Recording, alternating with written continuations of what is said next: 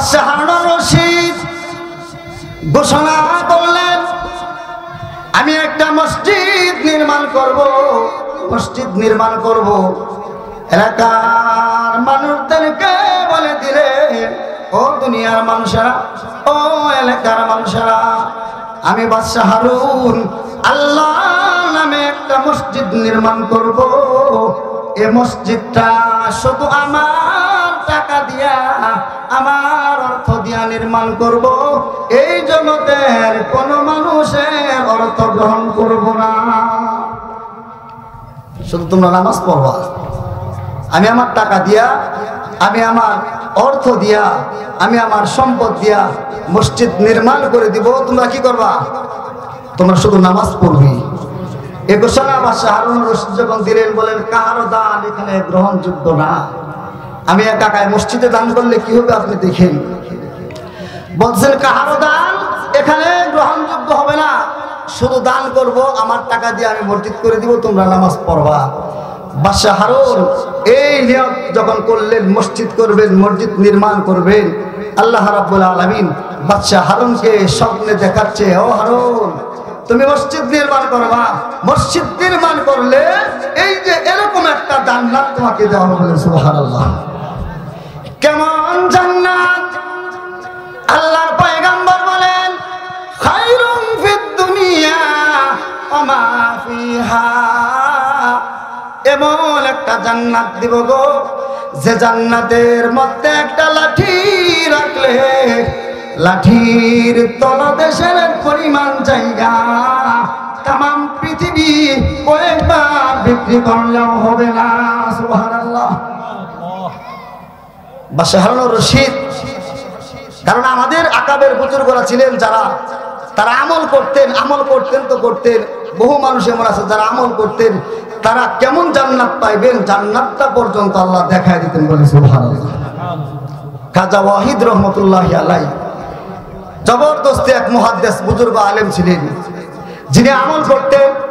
আমল করার কারণে আল্লাহ রাব্বুল আলামিনের আমল করতে যায়া গোটা জীবনে স্ত্রী গ্রহণ করে নাই, বিবাহ করে নাই, সারাটা জীবন শুধু আল্লাহর রাস্তায় কাটিয়েছে। বলেন সুবহানাল্লাহ। বিবাহ করে নাই, কি মনে করেন? রাত্রের বেলা স্বপ্নে দেখতেছে, এ ওয়াহিদ, আল্লাহ রাব্বুল আলামিন বলছে, ওয়াহিদ দেখো তোমার জন্য যে জান্নাতটা সজ্জিত করে রেখেছি, যে জান্নাত তোমার জন্য বরাদ্দ করে রেখেছি, এই দুনিয়ার ভিতরে যা কিছু আছে এই জান্নাতের একটা ইটের পরিমাণ সমমূল্য হবে না। বলেন সুবহানাল্লাহ। ওয়াহিদ রহমতুল্লাহি আলাইহি বলে, আব্দুল ওয়াহিদ বলে যে আল্লাহ জান্নাতে তো আমারে ঘর দিবা, বাড়ি দিবা, জান্নাতে কি আমারে বউ দিবা না? সুবহানাল্লাহ। বলে জান্নাতে বিবি দিবা না? আল্লাহ রাব্বুল আলামিন বলে এক একটা জান্নাতের জন্য 70টা করে হরগের মাল দান করবে। বলে সুবহানাল্লাহ। খাজা ওয়াহিদ রহমতুল্লাহি আলাইহি বলতেছেন, স্ত্রী দিবা না? আল্লাহ বলেন তোমাকে স্ত্রী দিমু, তোমার স্ত্রীর নাম হবে মাইমুনা। বলেন সুবহানাল্লাহ। এবার খাজা ওয়াহিদ বলতেছে, আল্লাহ মাইমুনাকে দুনিয়াতে একটু দেখার সুযোগ নাই। সুবহানাল্লাহ। মাইমুনাকে দুনিয়াতে কি একটু দেখার সুযোগ নাই? আল্লাহ বলতেছেন, মাইমুনা অমুক জায়গায় অমুক মাঠে সে পর্দা নিশিনী মহিলা, সে ছাগল চড়াচ্ছে। এই কথা দেখাও শেষ, তার স্বপ্ন শেষ। ঘুম থেকে ওইটা জান্নাতি বিবিরে দেখার জন্য দৌড়াইতেছে। বলে সুবহানাল্লাহ। দৌড়াইতে দৌড়াইতে চলতে চলতে চলতে চলতে চলতে চলতে মাঠের পর মাঠ, চকের পর চক পানি দিতে দিতে দিতে দিতে এক পর্যায়ে যায় দেখলেন, যেই জায়গায় স্বপ্নে যেই ঠিকানা আল্লাহ দিয়েছে ওই জায়গায় হযরত মাইমুনা নামাজ পড়ে। সুবহানাল্লাহ। পর্দা আবৃত অবস্থায় এক মহিলা নামাজ পড়তেছে। মাইমুনা যখন নামাজ আদায় করতেছে, খাজা ওয়াহিদ পিছনে যায় দাঁড়ায় রয়েছে। মাইমুনা সালাম ফিরে বলে, এ খাজা ওয়াহিদ, আপনি এখানে কেন এসেছেন? আপনার সাথে তো আমার জান্নাতে বিবাহ হবে। বলেন সুবহানাল্লাহ। খাজা ওয়াহিদ অবাক হয়ে গেলেন, বলে মাইমুনা, ও মাইমুনা, বিবাহ পরে আগে বলো গো, আগে বলো আমি ওয়াহিদি স্বপ্নে দেখলাম, এখানে আসলাম, আমার নাম আব্দুল ওয়াহিদ, তুমি কেমনে জানলা? সুবহানাল্লাহ।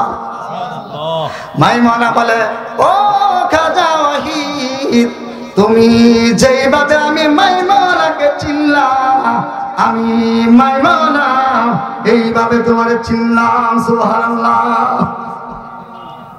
এজন্য আমাদের বুজুর্গরা যারা ছিলেন, তুমি যেমনে চিনলাম মালিকের সাথে তোমার সম্পর্ক আমার সম্পর্ক কম না। সুবহানাল্লাহ। এজন্য আমরা এমন একজন পয়গম্বর পেয়েছি যিনি হলেন নবীকুলের সম্রাট নবী মুহাম্মদুর রাসূলুল্লাহ সাল্লাল্লাহু আলাইহি ওয়াসাল্লাম। আল্লাহ রাসূল সাল্লাল্লাহু আলাইহি ওয়াসাল্লাম বলতেছেন, এইভাবে বয়ান করতেছেন, সাহাবীদেরকে বলতেছেন, সাহাবারা তোমরা সামনে যেমন দেখো আমিও সামনে তেমন দেখি, আমি সামনে যেমন দেখি পিছনেও সেরকম দেখি। বলে সুবহানাল্লাহ। আমি পিছনেও যেভাবে দেখি, আকাশের দিকে তাকাইলেও এইভাবে দেখি, আমি আসমানের দিকে তাকাইলে আল্লাহর আরশে মহল্লার দরজা পর্যন্ত দেখা যায়। সুবহানাল্লাহ। আল্লাহ বলেন, বন্ধু দুনিয়ার জমিনে তোমার বাদশা বানাইলাম, তোমার নবুয়তি দিলাম, একটা রাষ্ট্রের মধ্যে একজনই রাষ্ট্রপতি হয়। কথা বলেন ঠিক কিনা? একটা রাষ্ট্রের মধ্যে রাষ্ট্রপতি কয়জন?